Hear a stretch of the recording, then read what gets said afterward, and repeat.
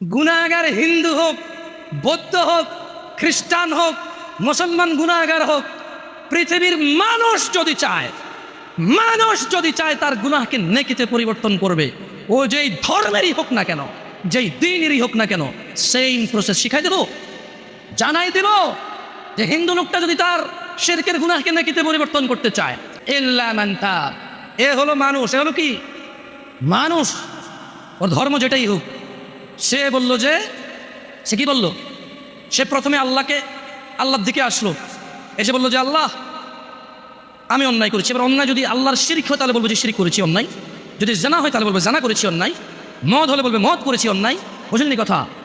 আল্লাহর কাছে এসে বলবে আল্লাহ শিরক করতাম আর করবো না, মদ খেতাম আর খাবো না, জানা করতাম আর করবো না, এই ধরনের যে কোনো অন্যায় বলবে যে আল্লাহ এটা আর করবো না। তো আল্লাহ বলছে ইল্লা মান তাব, যেটা অন্যায় অপরাধ যেটাই হোক, সেই অপরাধ থেকে সে কি করলো, ফিরে আসলো।